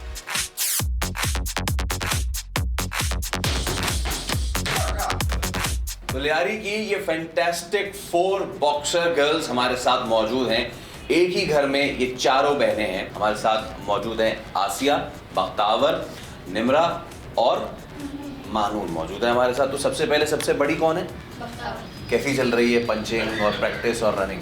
ट्रेनिंग अल्हम्दुलिल्लाह बहुत अच्छी चल रही है और अल्हम्दुलिल्लाह वर्ल्ड रैंकिंग जो है उसमें हम नुमाया मकाम हासिल कर चुके हैं और अपने माँ बाप की मेहनत जो है उनकी मेहनत की वजह से यहाँ तक पहुँचे हैं। अभी किस किस की क्या वर्ल्ड रैंकिंग है और आप चारों किस वेट में खेल रही हैं? अल्हम्दुलिल्लाह निम्रा का ऑटम वेट कैटेगरी में इस वक्त पाकिस्तान में वो नंबर 1 पे है, 14th रैंक उसका वर्ल्ड में है और 7th रैंक एशिया में है और वर्ल्ड टाइटल के लिए WBO वुमेन ऑर्गेनाइजेशन का जो वर्ल्ड टाइटल है उसके लिए निम्रा अल्हम्दुलिल्लाह क्वालिफाई कर गई हैं। और आसिया ने अभी 2 मंथ्स अगो जो है उसने अपनी डेब्यूट फाइट की थी प्रोफेशनल में और इमेचर में तो हम खेल ही चुके हैं, बहुत सारे गोल्ड मेडल आप देख रहे हैं, शील्ड्स और गोल्ड मेडल ले चुके हैं इमेचर बॉक्सिंग में हम 6 भाई बहन। और मैं अल्हम्दुलिल्लाह पाकिस्तान बॉक्सिंग काउंसिल में first female ring official Pakistan से हूँ प्रोफेशनल बॉक्सिंग में। तो ये बहुत बड़ी अपॉर्चुनिटी है पाकिस्तान के लिए कि कोई उनकी फ़र्स्ट फीमेल जो है वो प्रोफेशनल बॉक्सिंग में पाकिस्तान को रिप्रेजेंट कर रही है। तो ठीक। अच्छा निम्रा, ये जितनी आपने अभी तक फाइट्स की हैं तो कैसा आपका एक्सपीरियंस रहा है? ख़ास तौर पर लियारी तो समझा ही जाता है ना, बॉक्सर्स का गढ़ ये समझा जाता है। तो अच्छी बात लियारी की ये है कि यहाँ पे मेल और फीमेल नहीं देखते, यहाँ पे देखते सिर्फ बॉक्सिंग। तो अभी तक का तजुर्बा कैसा रहा है आपका? जी मैं एमेचर बॉक्सिंग में मैं तब तक पहले फाइटें खेल रही थी तो काफ़ी गोल्ड मेडल हासिल कर चुकी हूँ और जैसे वक्ता ने बताया ऑनलाइन पाकिस्तान का ओपन शैडो बॉक्सिंग जो टूर्नामेंट हुआ था उसमें भी मैंने 6th position senior weight category में हासिल की थी 2020 में। और 2020 से मैंने अपनी जो डेब्यूट फाइट है प्रोफेशनल की वो स्टार्ट की थी 5 जनवरी को मैंने खेली थी और उसके बाद से मैं 4 प्रोफेशनल फाइटें खेल चुकी हूँ और अल्हम्दुलिल्लाह चारों में मैंने अच्छे पॉइंट स्कोर किए हैं और जिसकी जो है world ranking professional international world ranking हुई है और वर्ल्ड में 14 रैंक पे हूँ। अच्छा आसिया, अभी जब हम आए थे तो ये जो जगह थी आपकी सारी ये बाड़ा था बकरियों का, ठीक है? तो यहीं पे आप लोग बकरियां भी अपनी रखते हैं और यहीं पे आप लोग जो है वो बॉक्सिंग की ट्रेनिंग भी यहीं पे करते हैं? जी सर, यहाँ पर बकरियाँ होती हैं लेकिन जब हमें ट्रेनिंग करनी होती है तो बकरियों को हम ऊपर ले जाकर बांध देते हैं और इसके अलावा बाकी जो हमारी रनिंग स्प्रिंग्स वगैरह जो ट्रेनिंग है वो हम सुबह ग्राउंड में जाकर करते हैं। अब्बू अपनी तरफ से जितना कर सके अब्बू ने सारी हमें फैसिलिटीज़ यहीं हमारे घर की छत पर ही सब हमें दे दी हैं, हम ट्रेनिंग कर रहे हैं। बाकी ये है कि जहाँ पर डिफ़िकल्टीज़ नहीं होती हैं वहाँ मेहनत का मज़ा आता ही नहीं है। और अगर आप देखेंगे लोगों को, वो लोग जिनकी लाइफ में डिफ़िकल्टीज़ थी, बहुत ज़्यादा मुश्किलात से वो निकले हैं, उन्होंने ही ज़िंदगी में कुछ मकाम हासिल किया है। सही है, ठीक है। तो ये तो हमने बात की, अब ज़रा हम आपको दिखाते हैं कि ये जो फैंटास्टिक 4 बहनें हैं जब ये पंच करती हैं तो बैग क्या चीखता और चिल्लाता है। थोड़ी पंचिंग प्रैक्टिस हो जाए।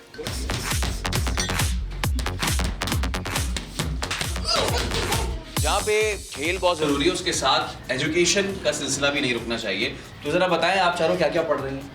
अल्हम्दुलिल्लाह 6 भाई बहन पढ़ रहे हैं। मैं और आसिया BS इंग्लिश जो MA इंग्लिश के इक्वल है उसके last year last semester last month है। इंशाल्लाह इस मंथ हमारी डिग्री कंप्लीट हो जाएगी। निम्रा बिलाल बासित तीनों इंटर कर चुके हैं। मानूर स्कूल में 8th क्लास में। 8th क्लास में, ठीक। तो पढ़ाई के साथ साथ खेल बड़ा ज़रूरी है, ये तो सबको पता है, लेकिन जो स्पोर्ट्समैन है उनके लिए भी एजुकेशन बड़ी मस्ट है।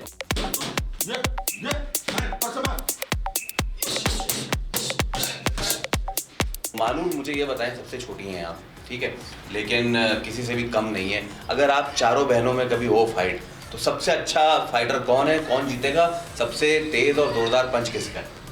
सभी अपनी अपनी जगह अच्छे हैं, सबके अंदर एक नई क्वालिटी है, सबके अंदर कुछ ना कुछ है अच्छा। मेरे लिए तो मैं ही सबसे बेस्ट हूँ। सही है, मैं पापा की परी सबसे अच्छी हूँ। अच्छा, तो आप क्या समझते हो कि आप में क्या ज़्यादा अच्छा है बाकियों के मुकाबले में? आप एजाइल ज़्यादा हो, तेज़ फुर्तीले ज़्यादा हो, या फिर पंच ज़्यादा अच्छा है, या फिर आपका डिफेंस ज़्यादा अच्छा है? मैं सबसे छोटी हूँ, मेरे अंदर स्पीड है, मेरे अंदर हिट है। जब मेरे अब्बू मुझे कहते हैं कि तुम्हारे हाथ में बहुत ताकत है, पंच में पावर है, तो हाँ, मेरे अंदर स्पीड, पावर, हर चीज़ है।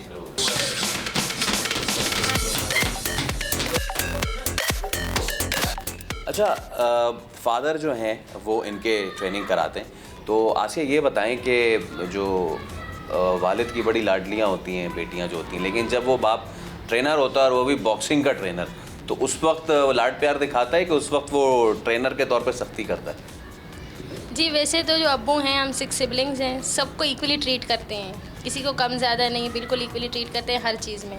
पर जब ट्रेनिंग की बात आती है तो वो बहुत ज़्यादा तक स्ट्रिक्ट हो जाते हैं, तब वो भूल जाते हैं कि हम डॉटर्स हैं उनकी। बहुत ज़्यादा हार्ड ट्रेनिंग है वो हमें करवाते हैं। स्पायरिंग में पंच भी लग रहे होते हैं तो अब्बू कहते हैं कि नहीं, मतलब करनी है आप लोगों को, और सख्त करनी है। एक दूसरे को अगर पंच लग रहे हैं तो मसला नहीं है, और मारो। ये पंच बनाने का तरीका अगर आप मुझे बता सके तो ये क्या, जैसे अब मैंने ये किया, मेरा ये अंगूठा ये बाहर है, ये अंगूठे को जो है ना यहाँ रखना होता है, ये इस जगह पे अंगूठे को रखना होता है। अक्सर लोग ऐसे रख लेते हैं, तो मैंने ये रखा हुआ है, मैंने ये गलत है, ऐसे नहीं रखना। कैसे रखना? ऐसे रखना है यहाँ पे। ओके, तो ये आप देख रहे हैं, ये होता है पंच, ये होता है पंच। और पंच की ये जगह मारनी होती है, नकल से। ये हाँ, ये सामने वाला हिस्सा, ये फोल होते हैं। अगर आपने ये हिस्सा मार दिया, ये हिस्सा मार दिया, हाँ, ये हिस्सा, ये बाकी हिस्सा जो मारते हैं वो फोल होता है। फिर सामने वाला हिस्सा मारना है, सामने वाले हिस्सा।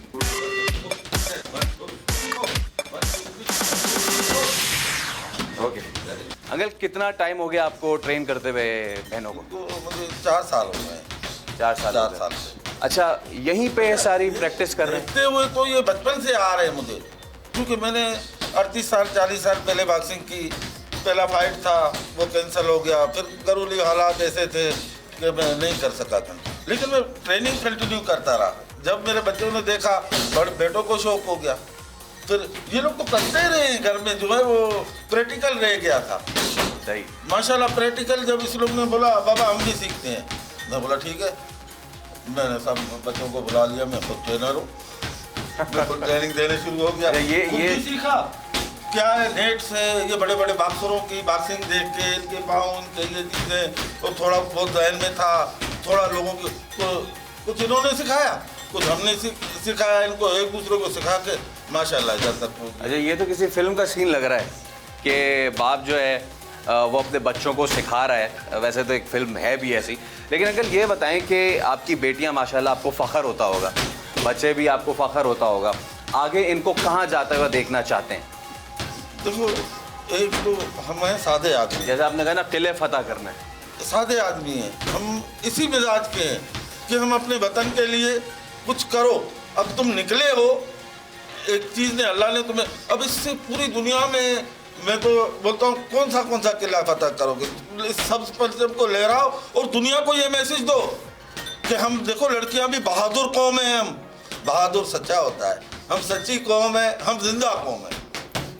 तो ये वो फैंटास्टिक 4 लड़कियां, बहनें और उनके 2 भाई लियारी में, कराची में, सिंध में, पाकिस्तान में टैलेंट की बिल्कुल भी कमी नहीं है। आप देख सकते हैं कि इतने नामसाइद हालात के बावजूद भी ये लड़कियां, इनके भाई यहाँ पे ट्रेनिंग करते हैं, जहाँ पे ये लोग रात को बकरियां बांधते हैं और दोपहर में ट्रेनिंग करते हैं।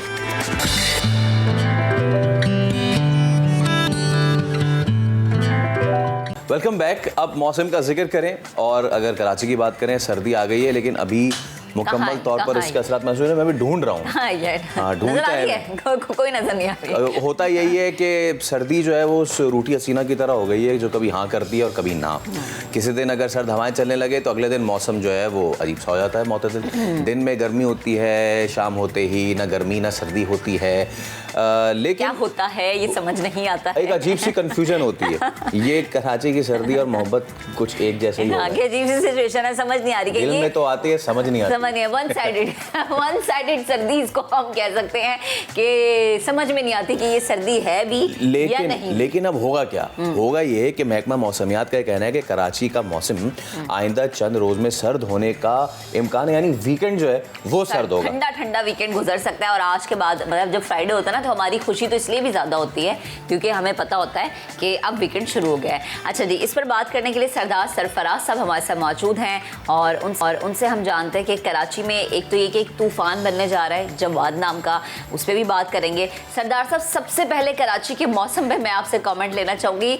सर्दी कब आएगी या आपकी नज़र में भी सर्दी आ चुकी है, बस दिखाई नहीं दे रही, समझ में नहीं आ रही कि सर्दी है या नहीं है? जी बहुत शुक्रिया जी। देखिए, अमूमन कराची में वही दिसंबर के पहले अशरे के बाद या दूसरे हफ्ते में कह लें जो थोड़ी निस्बतन ज़्यादा सर्दी होती है वो आती है। और अभी ये कि रात की तो सर्दी कुछ ना कुछ है, रात की खुनकी है।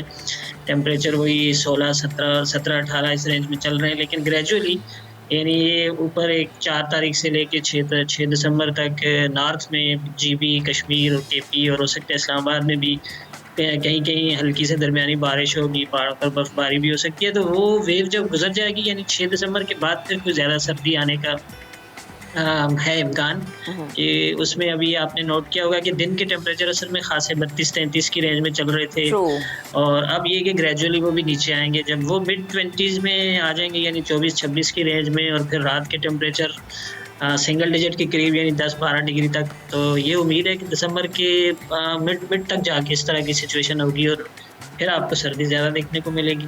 और ये कितने अरसे के लिए होगी सर्दी? क्योंकि कराची की सर्दी तो होती ऐसी है कि अभी आप बस जैकेट निकाल ही रहे होते हैं कि सर्दी वापस चली जाती है। तो कितने वक्त के लिए होगी, इसका टाइम पीरियड कितना होगा?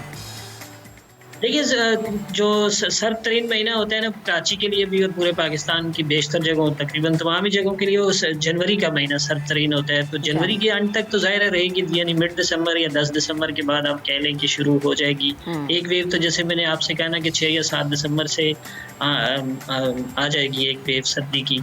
और ज़ाहिर है फिर मुस्तकिल नहीं रहती कराची में, ज़रा सी विंड अगर चेंज जिस दिन हो जाए तो फिर उसके असरात कम हो जाते हैं, लेकिन जनवरी के एंड तक एटलीस्ट रहेगी। अच्छा, खलीज बंगाल में जो हवा का कम दबाव बन रहा है उससे क्या अफेक्ट पड़ने जा रहा है हमारे मौसम पे?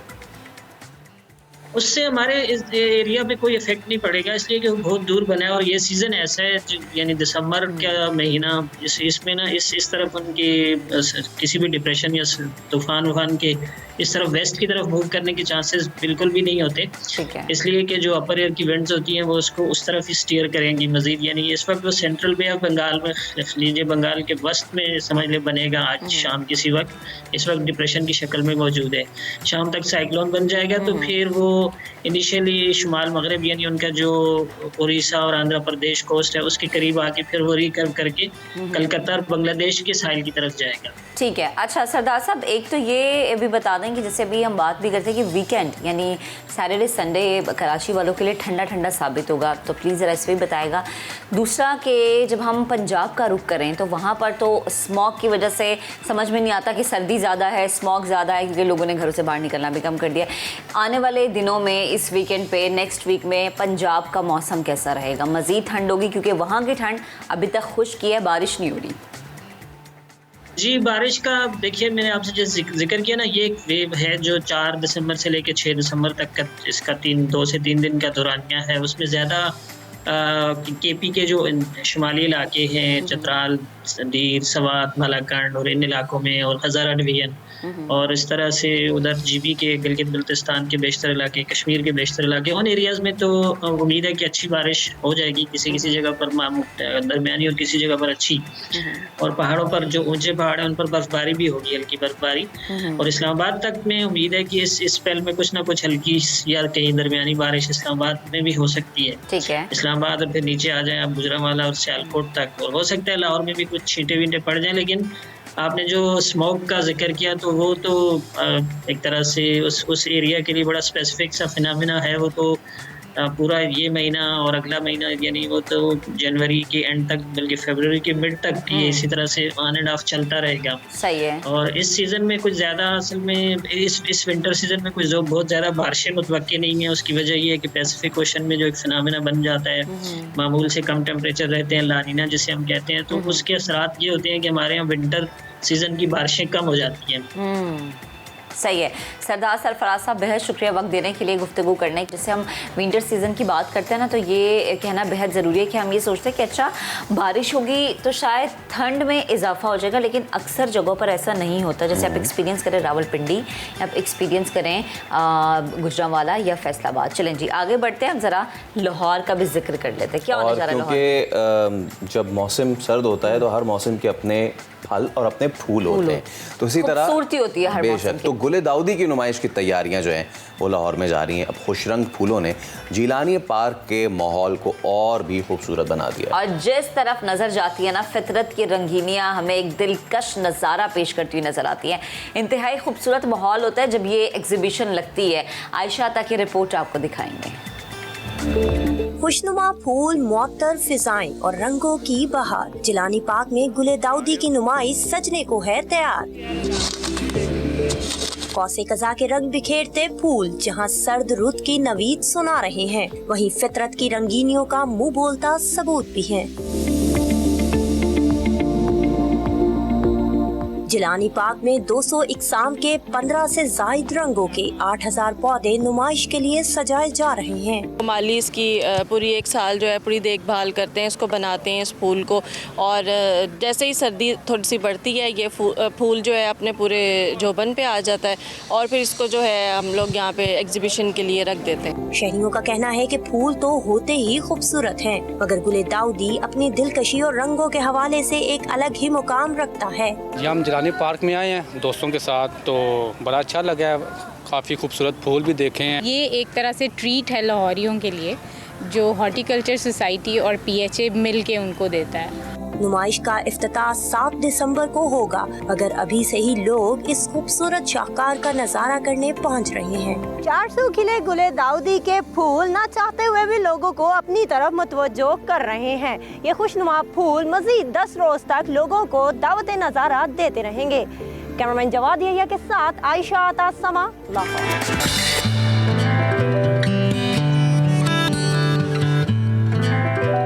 आज है एक ख़ास दिन, और ये ख़ास दिन है ख़ास लोगों का। International day of person with special abilities मनाया जा रहा है। इसका मकसद ऐसे अफराद को मुआशरे के लिए करामत शहरी बनाने के लिए इक़दामात करना है। अक़वाम मुत्तहिदा ने यह दिन मनाने का फ़ैसला 1982 में किया। इसकी जनरल असम्बली में बाकायदा मंजूरी दी गई थी। एक गैर सरकारी तंजीम के मुताबिक तरक्की पजीर ममालिक की तमाम आबादी में 20% से ज़ायद लोग स्पेशल हैं, जबकि WHO का कहना है कि दुनिया की 15% आबादी स्पेशल अफराद पर मुश्तमिल है। लेकिन अगर वसी मानों में बात करें तो हर शख्स ही स्पेशल है, यानी स्पेशल होने की शरह 100% है। आम तौर पर जिस्मानी या जहनी अवारिस का शिकार अफराद को स्पेशल पर्सन में शुमार किया जाता है, जबकि आलमी इदारा सेहत कहता है कि काम को सही तरीके से सरअंजाम ना देने वाले भी इसी दायरे में आते हैं। लेकिन हम इस चीज़ को बिल्कुल भी नहीं मानते, क्योंकि जिस तरीके से काम ये लोग सरअंजाम देते हैं शायद आम लोग भी नहीं दे पाते हैं। तो सबसे पहले गेस्ट्स को इंट्रोड्यूस कराने से पहले हम अटक आपको लिए चलेंगे। छोटे छोटे प्यारे प्यारे स्पेशल बच्चे हैं, मासूम बच्चे। हाँ, और इनकी सलाहियतें देखकर आप भी हैरान रह जाएंगे। फारूक हसन बुखारी ने एक रिपोर्ट तैयार की, वो आपको दिखाते हैं। खुदा करे कि मेरी अर्ज़ी पाक पर उतरे, वो फसल गुल जैसे अंदेशे ज़वाल न हो।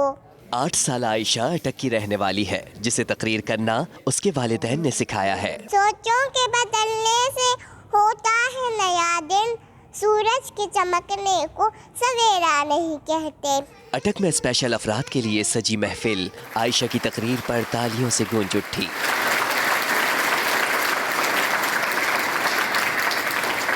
मगर इस बच्ची ने हाथों में एक बैनर थाम रखा था, समा को अपने मुतालिबात भी बताए। हमें हमारा हक दीजिए, तालीम और तरबियत का हक, सेहत और रोजगार का हक, और सबसे बढ़कर इज्जत नफ्स का हक। तकरीब में दीगर स्पेशल अफराद ने भी अपनी सलाहियतें पेश की।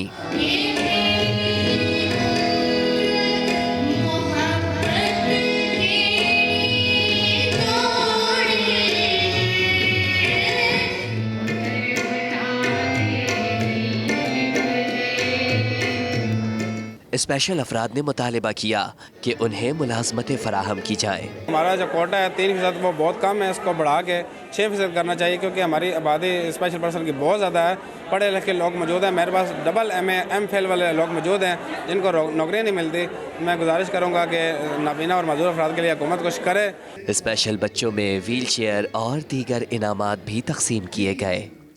अटक से रिपोर्ट थी। अब ज़रा लाहौर का रुख करते हैं। लाहौर में भी एक ऐसा इदारा है जो स्पेशल अफराद को मुख्तलिफ हुनर सिखाकर उन्हें मुआशरे में बहुत ही ज़्यादा स्पेशल बना देता है। आयशा आता रिपोर्ट कर रही हैं। खुसूसी अफराद खुसूसी तवज्जो के तलबगार और हैं तख्लीकी सलाहियतों से मालामाल।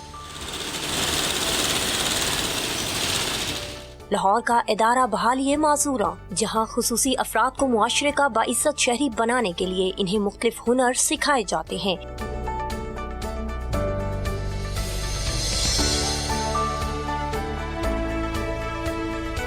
इस इदारे में 5 साल से काम करती खुशबू, जो नॉर्मल अफराद की फहरिस्त में शामिल नहीं होती, लेकिन हाथ का सीखा हुनर काम आ गया और बन गई वालिदैन का सहारा। मैं अपना हर काम खुद कर सकती हूँ, वालिदैन का सहारा बनी हूँ और मैं नॉर्मल अफराद की तरह अपनी ज़िंदगी गुजार रही हूँ। नसरीन ने अपनी जिंदगी के 15 साल इस इदारे में गुजार दिए, जो कपड़े के बैग्स तैयार करके अपना गुजारा कर रही हैं। मुझे लोगों के रवैयों से कभी कभी महसूस होता है कि मैं डिसेबल हूँ, लेकिन फिर भी मैं सारा काम कर लेती हूँ खुद से, पढ़ाई सिलाई सब कुछ। खुशबू और नसरीन की तरह और भी बहुत सी खवातीन माजूरी को मजबूरी न बनाते हुए इस इदारे में रहकर बाइज्जत रोजगार कमा रही हैं, जिनका कहना है कि माजूर अफराद के साथ ताउन किया जाए तो वो भी आम लोगों की तरह फाल जिंदगी गुजार सकते हैं। खुसूसी अफराद भी नॉर्मल अफराद से कम नहीं होते। अगर इनकी हौसला अफजाई की जाए तो ये अपनी तख्लीकी सलाहियतों से मुल्क का नाम रोशन कर सकते हैं। कैमरामैन जवाद यहिया के साथ आयशा आता, समा, लाहौर। रोशन कर सकते नहीं, रोशन कर रहे हैं, कर चुके हैं और आगे भी करते रहेंगे। और ऐसे ही सितारों को आज हमने मदऊ किया है अपने सेट्स पे। तो सबसे पहले तो सुहेल खान भाई मौजूद है हमारे साथ। इनको हम पहले दे चुके हैं और क्रिकेट पे इनकी इतनी उबूर है इनका कि माशाल्लाह हम भी इनसे सीखते हैं। सुहेल भाई बहुत शुक्रिया, thank you for coming. Thank you. इसके अलावा हमारे नेशनल क्रिकेट प्लेयर हैं मोहम्मद इरफान के, जिन्होंने इंडिया को भी हराया हुआ है और थाईलैंड का भी दौरा करके आए हैं। इरफान भाई आपका भी बहुत शुक्रिया। इरफान भाई जो हैं वो सिर्फ क्रिकेट नहीं खेलते हैं, वो टेनिस भी खेलते हैं, ठीक है। और इसके अलावा खातीन जो हैं बिल्कुल प्यारी सी सादिया मौजूद हैं। सादिया के आप देख भी सकते हैं कि मेडल्स भी सजे हुए। 2019 में जो गेम्स हुए थे UAE में, वहाँ पे साइकिलिंग में इन्होंने मेडल जीते हैं। और इसके अलावा मिसेस तनवीर ज़िया हैं कि जो समाजी रहनुमा हैं, वो भी हमें ज्वाइन कर रही हैं। आप सबका बेहद शुक्रिया, थैंक यू सो मच। वैसे तो हर दिन आपका है, लेकिन आज आपको नया दिन की तरफ से आपका भी दिन मुबारक हो। एक तो स्पेशल हमने सोचा हम अपना नया दिन आज स्पेशल बनाएंगे। तो स्पेशल मेहमानों को बुला के। तो जनाब खवातीन से आगाज करते हैं। आप करें, बिल्कुल ठीक है। चलें सादिया आपसे बात करते हैं, कैसी हैं आप? जी अल्लाह का शुक्र, आप सुनाओ? अल्हम्दुलिल्लाह बिल्कुल ठीक ठाक। आज माशाल्लाह बड़ी प्यारी भी आप लग रही हैं, गले में मेडल्स भी आपने सजाए हुए हैं। मुझे ये बताएं कि मेडल्स जीतना, सोचा था कभी कि गले में मेडल्स होंगे और फिर नया दिन में भी जाऊंगी? मैंने तो बहुत मेरे फर्स्ट टाइम जब मैं अबू धाबी में गई तो वहाँ पर मैं बहुत कोशिश करती थी कि नहीं मैं जीतूँ। अच्छा, कि मैं जीत कर हूँ। और फिर मैंने 5 किलोमीटर चलाई थी रेस में। मैंने तो लेकिन बहुत की थी और मुश्किल भी थी ना, है ना। और जो लोग सादिया को देख रहे हैं वो सीखेंगे कि मुश्किलों से हारना नहीं है। किन किन को हराया आपने वहाँ पे? हर किसी को आ रहा है, हर किसी को आ रहा है। हर किसी को आ रहा है भाई, ये जज्बा होना चाहिए। अच्छा जी, कोई सामने ना है। तनवीर ज़िया जो है उनसे उन्हें भी शामिल गुफ्तगू करते हैं। मिसेस तनवीर, फरमाइएगा, समाजी रहनुमा होना बहुत मुश्किल और बहुत ज़्यादा चैलेंजिंग काम है, लोगों की बातें सुनना, फिर लोगों के मसलों को हल करना। तो प्लीज़ मैं चाहूँगी कि आपका जो ये खूबसूरत सफ़र है, इस सफ़र के बारे में जो कैमरे के उस पर खूबसूरत लोग बैठे हैं, आप उन्हें बताएं। बेटा, ये काम मैंने कोई 30 साल से ऊपर हो गए शुरू किया था यहाँ PSRD में, और उसके बाद 2007 में हमने ये स्किल डेवलपमेंट शुरू किया उन बच्चों के लिए जो कि एकेडमिकली वीक बच्चे हमारे स्कूल के थे, उनको लेके और उनको हमने स्किल सिखाई। और उसके बाद अब ये पोजीशन है कि ये काम हमने कुछ उनको सबसे पहले अखबार पे बैग्स बनाने सिखाए, और उसके बाद अब ये है कि ऐसा हमारे डिफरेंट ब्रांड्स में हमारे ये बैग्स जाते हैं बन के, एनवेलोप्स जाते हैं, बैग्स जाते हैं और डस्ट बैग्स जाते हैं। और माशाल्लाह हमारी इस दफ़ा सेल जो है ना 19 लाख हुई है। जब शुरू में 500 रुपये से हमने शुरू किया, 150 से शुरू किया, इस तरह। और अब और एक बच्चा हमारा मिनिमम जो है वो 5000 और मैक्सिमम इस दफ़ा 61,000 एक फैमिली ने कमाया। और मेरा ख़्याल है कि यही हमारी अचीवमेंट है कि 40 फैमिलीज़ हमारे पास पल रही हैं, और जिनके घर अब माशाल्लाह बहुत अच्छे चल रहे हैं। और ये सब बच्चे जो डिफरेंटली एबल्ड हैं, जिनको हम यही कहते हैं, और हमारे लिए बहुत स्पेशल हैं। और बहुत बच्चों ने अपने बाइक्स ख़रीद लिए हैं इसी पैसों से, प्लॉट्स ले लिए हैं, और बहुत अच्छा मेरा ख़्याल है ये मेरी ज़िंदगी का निचोड़ यही है, और ये मेरी सक्सेस स्टोरी मैं अपनी ज़िंदगी की यही समझती हूँ। ज़बरदस्त मैम, ये तो अच्छी बात की है, यानी कि मुल्क के लिए मेडल्स लाने से लेके अपना घर चलाने तक कहीं भी पीछे नहीं है हम। तो एक और बड़े ज़बरदस्त गेस्ट है हमारे साथ, इरफान भाई। सर कैसे हैं? ठीक ठाक हैं? खैरियत से हैं? ज़रा बताएं कि बैट्समैन हैं कि बॉलर हैं? बिस्मिल्लाह, सबसे पहले तो समा को और आप पूरी टीम को थैंक्स करते हैं कि आज जो हमारा आलमी दिन है उस पर हमने यहाँ पे मदू किया। और मेरा ताल्लुक़ पाकिस्तान व्हीलचेयर क्रिकेट टीम और पैरा स्पोर्ट टेनिस से है, तो बिल्कुल मैं ऑलराउंडर हूँ। हाँ, क्योंकि ऐसा ऑलराउंड जो बैटिंग करते हैं, बॉलिंग करते हैं, टाइम लगे तो टेनिस भी खेलें। हाँ, वैसे बॉलिंग मेरा शोबा है, और जब बैटिंग आती है तो बैटिंग भी कर लेते हैं, सब कुछ करते हैं। नंबर 1 फील्डर हूँ, ठीक है। जो भी मेरे पास अगर बॉल आती है तो बैट्समैन रहता है कि दूसरा रन नहीं ले, हाँ, वहीं आएगी सीधी। अच्छा, कहाँ के दौरे कर चुके हैं और क्या क्या अभी तक जो है वो? वैसे तो अल्हम्दुलिल्लाह पाकिस्तान में जितने सिटी हैं दौरा कर चुके हैं, लेकिन वैसे थाईलैंड गए थे हम, ठीक है, 2017 में। तो वहाँ पे कॉन्फ्रेंस थी इंटरनेशनल वर्ल्ड डिसेबल डे के हवाले से, तो 10 ममालिक ने हिस्सा लिया था, तो वहाँ पे हमें भी पार्टिसिपेट का मौका मिला था। हाँ हाँ, अच्छा, ये इंडिया से मुकाबला उस पर मैं आपसे बात करूंगा, लेकिन अभी मैं जो अगला मेहमान को इंट्रोड्यूस कराने जा रहा हूँ उनको उनके तरीके से हम अनाउंस करते हैं। और इस वक्त आप हमारे सामने देख सकते हैं, तेज़ भागते हुए आ रहे हैं, अंपायर को क्रॉस किया और हाथ घुमाते ही हमारे दाहिने हाथ पे बैठे हुए हैं जनाब सोहेल भाई। कैसे हैं सर? कैसे ठीक ठाक है? मैं परफेक्टली फाइन एंड शाइन, और हमारे तमाम व्यूअर्स भी होप्स हो के फाइन एंड शाइन ही होंगे। सबसे पहले मैं ये कहना चाहूँगा कि ये जो आज तो एक डे मनाया जा रहा है, बहुत ही एक हर साल ही मनाया जाता है, बट मेरा ख्याल ये है और मेरी हमेशा कहने की बात ये होती है कि ये जो डिसेबिलिटीज़ हैं, ये डिफरेंटली एबल जो भी कहा जाता है, असल डिसेबिलिटी ये सब नहीं है। असल डिसेबिलिटी है एहसास कमतरी, बिल्कुल, जो हमें बहुत ज़्यादा नॉर्मल लोगों में बहुत ज़्यादा पाई जाती है। क्योंकि हमारे यहाँ मैंने देखा है कि लोग बहुत सारे मामलात में स्टेप्स जो है वो नहीं ले पाते अपनी ज़िंदगी में कामयाबियाँ हासिल करने के लिए, तो हम कोशिश करते हैं कि उन्हें ये बताएं। और मैं हमेशा एक लोगों को ये कहता हूँ कि अगर आपके अराउंड लिटरली कोई एक नॉर्मल बंदा भी मौजूद है और लिटरली अगर आपको लग रहा है ना कि वो एहसास कमतरी का शिकार है, तो वो भी फिर अनफॉर्चुनेटली ही सही, लेकिन वो भी फिर एक डिसेबिलिटी वही है। तो ये एक बड़ी सूरत हाल है। ये बहुत आपने सोहेल भाई अच्छी बात की है कि हमें जो है वो ये किसी और में ये कमी नहीं है, ये कमी तो उन आंखों में है कि जो पहचान नहीं पाते। फैसल जैसे हम बात करते हैं स्पेशल, तो स्पेशल एक ऐसी चीज़ है जो कि हर एक चीज़ से मुनफरिद है, और जो मुनफरिद होती है ना वो नगीना समझी अच्छा, और ये देखिए अगर हम मनाजिर भी दिखा रहे हैं, वो लोग जो हिम्मत हार के घर बैठ जाते हैं, वो लोग जो ये कहते हैं कि बड़े मसाइब और आलाम, बड़ी मुसीबतें हैं, मैं क्या कर सकता हूँ, उनके लिए आज का दिन बहुत अहम है। उनके लिए ये सबक बहुत अहम है कि आप अगर करना चाहें तो आप पहाड़ भी हिला सकते हैं, आप करना चाहें तो दरिया का बहाव भी मोड़ सकते हैं अगर करने की ठाने तो। अच्छा जी, अब ये मुझे बताएं कि आगे आपके क्या क्या प्लान्स हैं? आपने अभी तक कितने मेडल जीते, सबसे पहले ये बताएं। 3 मेडल जीते, जैसे कि रेस में 1 किलोमीटर और रेस में 2 किलोमीटर और रेस में 5 किलोमीटर। अरे वाह भाई। अच्छा, तो मजीद आमदों का मैंने सबको हरा दिया, तो सबको हराने के बाद पीछे क्या रह जाता है जो करना है? मैं बताता हूँ, जब सबको आप हरा देते हैं उसके बाद आपका मुकाबला अपने आप से होता है कि अपने रिकॉर्ड्स आपने तोड़ने हैं, अपने आप को मजीद मजीद मजीद बेहतर करें, है ना, ऐसा है। अच्छा सादी, मुझे बताओ, खाना वगैरह पका लेती हो? आप पका लेती हैं? हाँ, ये नहीं रोक दूंगा। ये आपको नहीं पूछना चाहिए, आपको इनसे पूछना चाहिए, ठीक है? और आप अब जवाब दें। हाँ, चले, मैं खाना खा लेती हूँ बहुत अच्छा, पकाना बिल्कुल नहीं। तो फिर मंगा ले, फिर बाद में ये खत्म होने वाला है, उसके बाद मंगा ले। इनके बाद हम इनको बड़ी अच्छी जगह पे खाना खिलाने के लिए भेजेंगे। अच्छा सादी, मुझे बताएं कि घर में कौन कौन है और कैसे सपोर्ट किया आपको घर वालों ने? घर में 2 ट्विंस हैं, भाई और एक मैं।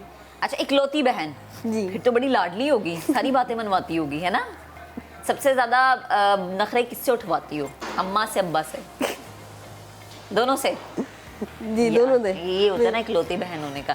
अच्छा जी, मिसेस तनवीर भी हमारे साथ है। मिसेस तनवीर, जब हमने आपके सफ़र की कहानी सुनी और आपने कहा कि ये एक सेल्फ सेटिस्फेक्शन है, बट अगेन जो हमारी सोसाइटी के, अगर मैं ये कहूँ कि बीमार जहनीत के लोग हैं ना, कि जो कि जिनको ये नया भीरे नज़र नहीं आते, तो शायद गलत नहीं होगा, इस पर अगर आप एक कॉमेंट करना चाहें, या फिर आपके इस पूरी जर्नी में कुछ ऐसे कॉमेंट जो कि आपको सुनने के लिए मिलते थे और दुख होता था, लेकिन आप कहती थी नहीं, हिम्मत मैंने नहीं हारनी और मैंने बहुत ही ज़्यादा स्पेशल काम करके दिखाना है? ये तो जी ये जो PSRD है ना, जो हमारा ये है Pakistan society for the rehabilitation of differently abled, ये बड़े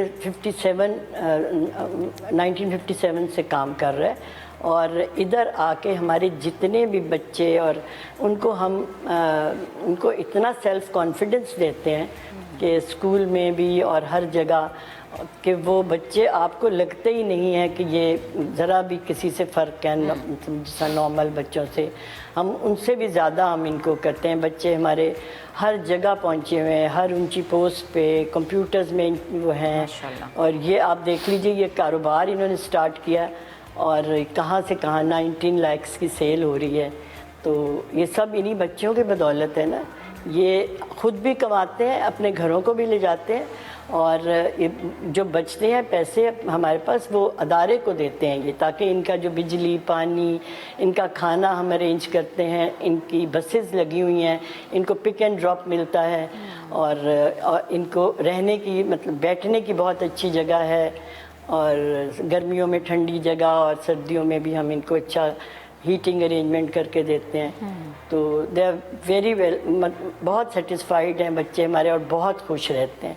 और यही खुशी जब मैं इनके चेहरे पे देखती हूँ तो वो कहते हैं ना, $100 मिलियन स्माइल इनकी जो होती है, वो आपकी सब थकावटें, सब जर्नी, सब कुछ ख़त्म करके ना, वो बहुत खुशी देती है आपको। बिल्कुल। और मैम ये भी मुझे बताइएगा कि कोई ऐसी स्टोरी आप हमसे ज़रूर शेयर कीजिएगा, क्योंकि आपके पास बहुत सारे लोग ऐसे आते होंगे कि जो अपनी परेशानियां और तकलीफ़ें जो हैं वो लेकर आते हैं, तो मुझे ज़रूर बताइएगा इस तरह की कोई इंस्पायरिंग स्टोरी हमसे ज़रूर शेयर कीजिएगा। हर इंसान जी बिल्कुल, मैं आपको बताती हूँ स्टोरीज। तो हर खातून जो अपना बच्चा लेके आती है रोती हुई आती है, और उसके बाद 2 महीने के बाद वो मुस्कुराती हुई आती है। सबसे बड़ी बात तो ये है। ज़बरदस्त। और एक दफ़ा एक खातून आई, बहुत रो रही थी और बच्चा दे के गई, और 2 महीने के बाद जब आई तो उसने 2 क्लिप्स लगाए हुए थे एक की जगह। अच्छा। तो मैं हंस पड़ी, मैंने कहा आपने ये कहता जी मेरा बच्चा कमाऊ पूत हो गया, तो मैं तो 2 ही क्लिप लगाऊंगी ना बस। अच्छा। और एक स्टोरी मैं आपको जो बताना चाह रही हूँ, एक खातून थी, उसके 5-6 बच्चे थे और वो डिसेबल्ड थे। एक दोस्त में से वो मेरे से आटा मांगने आई। और मैंने उनको बिठा लिया और बताया कि भाई आप ये काम करें। और इस वक्त वो और उसके बच्चे सबसे ज़्यादा कमा रहे हैं। उन्होंने घर ले लिया उस पर गिरवी पे, और पता नहीं 61,000 इस दफ़ा की उसकी वेजेस थी उस खातून की। ज़बरदस्त ज़बरदस्त मैम। और जैसे आप जैसे आप हमें स्टोरीज बता रही ना, आप करें, हमें आप पे ना फ़ख्र हो रहा है। हम ये कह रहे हैं कि आप इतनी स्पेशल हैं हमारे लिए, और हमारा ये स्पेशल असासा है। अल्लाह ताला आपके इस सफ़र को इसी तरह कायम दायम रखे, इस हिम्मत को इसी तरह कायम दायम रखें। अच्छा, सुहेल भाई भी हैं हमारे साथ। सुहेल भाई, मैं आपसे पूछना चाह रहा था कि आज तक आपका जो फेवरेट है मैच, उसकी क्या यादें हैं? और फ़र्ज़ करें कि अगर कोई माजी से कोई फेवरेट मैच निकाल के लाया जाए और उसके वो आखिरी चंद लम्हात हों, तो किस तरीके से आप उसको रिलीव करेंगे अपनी कमेंट्री के थ्रू? ज़रा मुझे बताएं, क्योंकि मैं भी ज़रा अपनी मेमोरी रिवाइव कर लूँ। फैसल भाई, बड़ी सारे मैचेस हैं। आप वैसे तो अगर आप ये सोचने में बैठेंगे तो आपको तो पता ही है, क्योंकि आप खुद स्पोर्ट्स बिलोंग बंदे हैं, कि आपको पता है कितनी मैचेस ऐसे मेमोरेबल रहे हैं। फ़िलहाल फ़ौरन ऑन द स्पॉट ये तो कहेंगे फेवरेट कहें, इस वक्त मेरे जहन में जो फ़ौरन एक मैच क्लिक हो रहा है वो कल मैं ख़बर पढ़ रहा था, परसों बल्कि ख़बर पढ़ा था, उससे रिलेटेड हो रहा है। साउथ अफ्रीकन खिलाड़ी लैंस क्लूजनर जब ऑस्ट्रेलिया के ख़िलाफ़ रन आउट हुए, तो मैं सोच रहा था, बल्कि वो मैच मुझे मतलब वन ऑफ माई फेवरेट, मैं इतने कहूँगा all time favourite, one of my favourite, कि किस तरह वो रन आउट बचे और किस तरह वो अगली बॉल पर रन आउट हुए। और वो जो एक मोमेंट था वो मैं कभी नहीं भुला सकता। वो बड़ा ही इलेक्ट्रीफाइंग मोमेंट था, और वो पाकिस्तान भी नहीं भुला सकता, क्योंकि हम सब यही कह रहे थे रन आउट नहीं होता, साउथ अफ्रीका आ जाता, शायद हमारा कोई चांस होता, लेकिन फिर फाइनल में ऑस्ट्रेलिया आ गया था। 99 का आपने तस्करा किया है, वो 99, वो टीम भी बड़ी ज़बरदस्त थी, वो हमारी किट भी बड़ी खूबसूरत थी। पाकिस्तान की हो नहीं सकती। वैसे उम्मीद यही करते हैं कि आगे भी चल के हो। ठीक है, बहुत शुक्रिया, thank you so much Irfan भाई, आप स्टूडियो तशरीफ लाए। सोहेल भाई, Sadia, best of luck, Majeed cycle चलाते रहें और सबको हराते रहे इसी तरह। तो ये, और मुझे तनवीर आपका भी बहुत शुक्रिया। ये वो ख़ास लोग हैं कि जिनकी कदर हमें इसलिए करनी चाहिए क्योंकि ये हमें हमारी ज़िंदगी का सबसे बड़ा सबक देते हैं, और वो ये कि मुसीबतें मुश्किलात जितनी भी हो, हार नहीं माननी।